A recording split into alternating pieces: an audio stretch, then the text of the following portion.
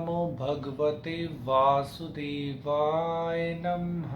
ओम नमो लक्ष्मी नारायण नमः। जय हो लक्ष्मी नारायण की। राधे राधे सभी दोस्तों को। मैं आसू उम्मीद करता हूँ सभी भक्तजन बढ़िया होंगे।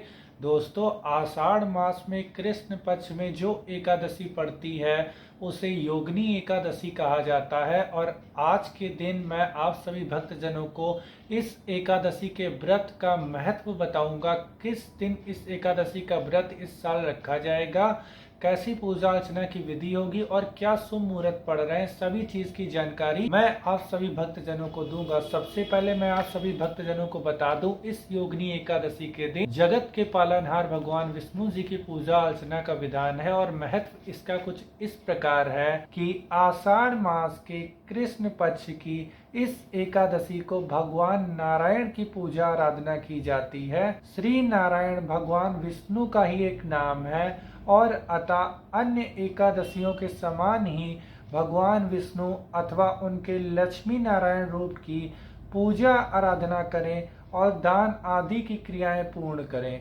इस एकादशी का व्रत करने से संपूर्ण पापों का क्षय होता है और पीपल का पेड़ काटने जैसे पाप तक से मुक्ति मिलती है। किसी के दिए हुए श्राप तक का निवारण हो जाता है योगिनी एकादशी का व्रत करने से। इस व्रत को करने वाला इस लोक में सभी सुखों को भोग कर अंत में मोक्ष को प्राप्त करता है और हरि चरणों में निवास प्राप्त करता है, ऐसा शास्त्रों में कथन है। यही थी दोस्तों एकादशी का पूरा महत्व। अब मैं पंचांग से देखकर आप सभी भक्तजनों को बताता हूँ कि इस साल यह एकादशी का व्रत किस दिन रखा जाएगा। इस बार आषाढ़ मास के कृष्ण पक्ष की एकादशी तिथि का प्रारंभ हो रहा है 10 जुलाई को शुक्रवार वाले दिन सुबह 8:17 पर और इस तिथि का समापन होगा 11 जुलाई को शनिवार वाले दिन सुबह 5:22 पर। इस बार योगिनी एकादशी का व्रत 11 जुलाई को शनिवार वाले दिन रखा जाएगा। और जो भी भक्तजन इस व्रत को रख रहे हैं, हमारे सनातन धर्म में जो सबसे सरल पूजा अर्चना की विधि दे रखी है वो मैं आप सभी भक्तजनों को बताता हूँ। जो भी भक्तजन इस योगिनी एकादशी का व्रत रखेंगे 10वीं तिथि के दिन से रात्रि में चावल का त्याग करें। तुलसा दल को पर्याप्त मात्रा में इकट्ठा करके रख लें, जिससे कि जब हम लोग एकादशी के दिन पूजा अर्चना करें तो हम सभी भक्तजनों के पास पर्याप्त मात्रा में तुलसा दल उपस्थित हो। अब दोस्तों, एकादशी वाले दिन हम सभी भक्तजन प्रातः काल सुबह जल्दी उठ जाएंगे। उठने के बाद जल्दी स्नान करेंगे, पवित्र वस्त्रों को धारण करेंगे, तांबे के लोटे में जल लेकर पूर्व दिशा की ओर मुख करके सूर्य देव को अर्घ देंगे। तत्पश्चात अपनी पूजा अर्चना को प्रारंभ करेंगे। घर का वो स्थान जहाँ पे आप लोग पूजा अर्चना करते हैं, घर के मंदिर को साफ सुथरा कर लेंगे। फिर अपनी पूजा अर्चना को प्रारंभ करेंगे। भगवान लक्ष्मी नारायण को विराजित करेंगे, शालिग्राम भगवान को विराजित करेंगे। अगर भगवान की प्रतिमा उपलब्ध ना हो तो चित्र को रख के भी पूजा अर्चना की जाती है। सर्वप्रथम भगवान का गंगा जल से शुद्ध जल से स्नान कराएंगे। स्नान कराने के बाद उनके ऊपर रोली चंदन अर्पित करेंगे। माता रानी के ऊपर सिंदूर अर्पित करेंगे। अगर पुरुष हैं तो माता रानी के चरणों में सिंदूर अर्पित करें। उसके बाद हम लोग लक्ष्मी नारायण के ऊपर पुष्प अर्पित करेंगे। माता रानी को अधिकतर लाल रंग के पुष्प प्रिय हैं, भगवान विष्णु को अधिकतर पीले रंग के पुष्प प्रिय हैं। लेकिन श्रद्धा के साथ जो भी पुष्प हो, जो भी सामग्री हो, उसके साथ हम लोग विधि पूर्वक भगवान का पूजन कर सकते हैं। पुष्प अर्पित करने के बाद हम लोग सुगंधित वातावरण के लिए धूप बत्ती जलाकर दिखाएंगे। अगरबत्ती जला सकते हैं, इत्र अर्पित कर सकते हैं। फिर हम लोग दीप को प्रज्वलित करेंगे, जिसके लिए हम लोग घी के दीपक का उपयोग कर सकते हैं। याद रखें दोस्तों, अगर भगवान शालिग्राम के ऊपर हम लोग चंदन अर्पित कर रहे हैं तो उसके साथ साथ हम इन लोग को तुलसा दल भी अर्पित करना चाहिए।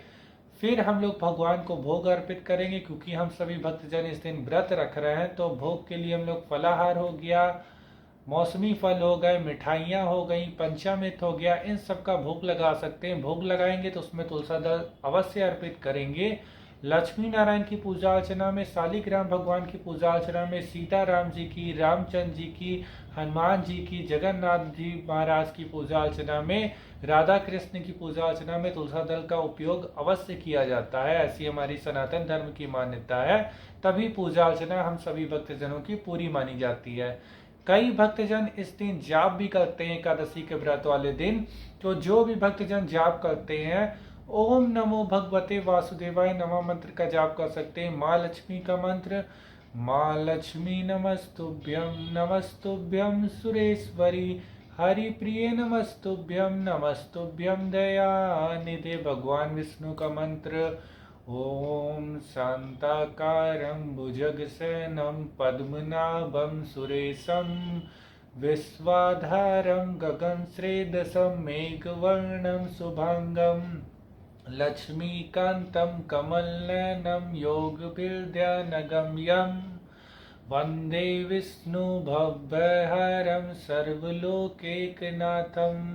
इन मंत्रों का जाप कर सकते हैं। एकादशी का व्रत कर रहे हैं तो हम सभी भक्तजनों को पूजा अर्चना करते समय एकादशी की व्रत कथा को अवश्य पढ़ना चाहिए। तो भक्तजनों, जब आप लोग व्रत रख रहे हैं तो योगिनी एकादशी की व्रत कथा को अवश्य पढ़िएगा। एकादशी की व्रत कथा को पढ़ने वालों को भी और सुनने वालों को भी, दोनों को अनंत गुना फल की प्राप्ति होती है। लक्ष्मी नारायण का विशेष आशीर्वाद ऐसे भक्तजनों के ऊपर सदैव बना रहता है। पूजा अर्चना पूरी करने के बाद हम सभी भक्तजन आरती करेंगे भगवान की, जिसके लिए हम लोग कपूर में 2 जोड़ी लौंग डालकर आरती कर सकते हैं या फिर घी के दीपक को जलाकर हम लोग आरती कर सकते हैं। आरती करने के बाद प्रसाद को ग्रहण करेंगे, फिर अपनी दिनचर्या को प्रारंभ करेंगे। ये जो दोस्तों मैंने आप सभी भक्तजनों को पूजा अर्चना बताई है, इसे पंच उपचार पूजा अर्चना कहते हैं, जो कि हमारे पंच तत्व अग्नि जल पृथ्वी वायु आकाश से संबंधित है। तो ये पंच उपचार पूजा अर्चना से हम सभी भक्तजनों एकादशी की पूजा अर्चना कर सकते हैं। सबसे सरल पूजा अर्चना यही है। अब मैं आप सभी भक्तजनों को बताता हूँ, जो भक्तजन इस एकादशी का व्रत रख रहे हैं वो भक्तजन पारण किस समय करेंगे। तो पारण द्वादश तिथि के दिन किया जाता है। तो इस बार आषाढ़ मास के कृष्ण पक्ष की द्वादश तिथि का प्रारंभ हो रहा है 11 जुलाई को शनिवार वाले दिन सुबह 5:23 पर, और इस तिथि का समापन होगा 12 जुलाई को रविवार वाले दिन सुबह 2:04 पर। तो पारण किया जाएगा 12 जुलाई को रविवार वाले दिन, और जो शुभ मुहूर्त है पारण का वो सुबह 5:32 से लेकर सुबह के 8:10 तक का है। तो इस समय व्रत का पारण कर लिया जाए तो सबसे उत्तम समय है। और याद रखें भक्तजनों, जो भी भक्तजन एकादशी का व्रत रख रहे हैं, पारण करने के पहले कुछ दान दक्षिणा निकाल कर किसी गरीब या ब्राह्मण को दे दें तो अति उत्तम माना जाता है। भगवान की विशेष कृपा ऐसे दानवीर पर बनी रहती है। अब भक्तजनों मैं बताऊं, पारण व्रत का चावल के टुकड़े को ग्रहण करके किया जा सकता है, तुलसा दल को ग्रहण करके, भगवान की चरणामृत को ग्रहण करके, भगवान का भोग जो लगा हुआ कोई भी प्रसाद है उसको ग्रहण करके किया जा सकता है, पंचामृत को ग्रहण करके किया जा सकता है, कई चीज़ों के साथ पारण किया जा सकता है, मौसमी फल हो गए, मिठाइयाँ हो गई, सबसे व्रत का पारण किया जा सकता है। अब मैं आप सभी भक्तजनों को बताता हूँ, जो भी भक्तजन एकादशी का व्रत रख रहे हैं, एक चीज़ का और ध्यान रखें कि रात्रि में जाकर कुछ समय भगवान का भजन कीर्तन, रात्रि जागरण अवश्य करें, क्योंकि ऐसा भी महत्व में बताया गया है एकादशी के कि जो भक्तजन ऐसा करते हैं भगवान की विशेष कृपा के पात्र होते हैं। अब मैं आप सभी भक्तजनों को पंचांग में देखकर एकादशी के व्रत में जो पढ़ने वाले शुभ मुहूर्त है और शुभ समय है वो मैं आप सभी भक्तजनों को बताता हूँ। इस दिन सूर्योदय होगा सुबह 5:18 पर, सूर्यास्त होगा शाम के 6:57 पर।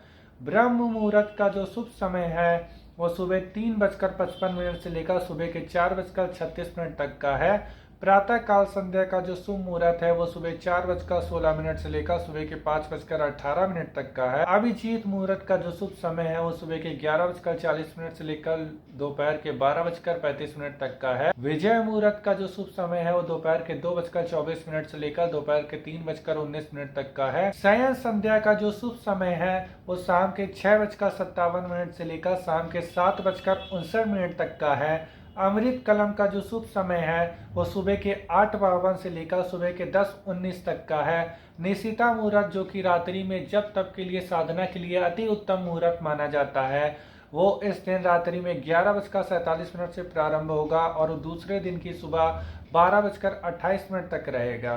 त्रिपुष्कर योगा इस दिन लग रहा है जो सुबह 5:22 से प्रारंभ होगा, सुबह के 11:03 तक रहेगा।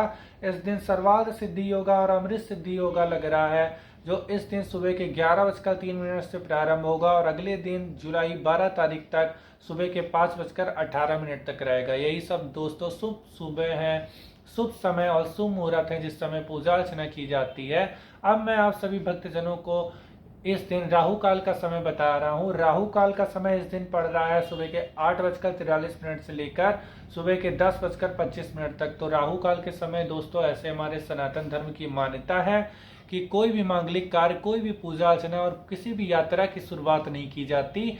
अगर कोई भी कार्य पहले से हो चुका हो तो उसे पूरा कर सकते हैं, लेकिन इस समय किसी भी यात्रा की शुरुआत करना, किसी भी मांगलिक कार्य की, किसी भी पूजा अर्चना की शुरुआत करना हमारे सनातन धर्म में वर्जित है। और दोस्तों ऐसी हमारे सनातन धर्म की मान्यता है कि जो भी भक्तजन भक्ति भाव के साथ, प्रेम पूर्वक, पूरी श्रद्धा के साथ कोई भी व्रत को रखते हैं, कोई भी पूजा अर्चना करते हैं तो भगवान हमारी पूजा अर्चना को अवश्य स्वीकार करते हैं। उनकी कृपा सभी भक्तजनों के ऊपर सदैव बनी रहती है। यही जानकारी थी दोस्तों जो इस वीडियो के माध्यम से मेरे को आप सभी भक्तजनों को देनी थी। फिर मिलते हैं अगली वीडियो में किसी और जानकारी के साथ। आशा करते हैं आप सभी का हर दिन हर पल मंगलमय हो। सभी देवी देवताओं की कृपा सभी भक्तजनों के ऊपर सदैव बनी रहे। राधे राधे सभी दोस्तों को। जय माता दी।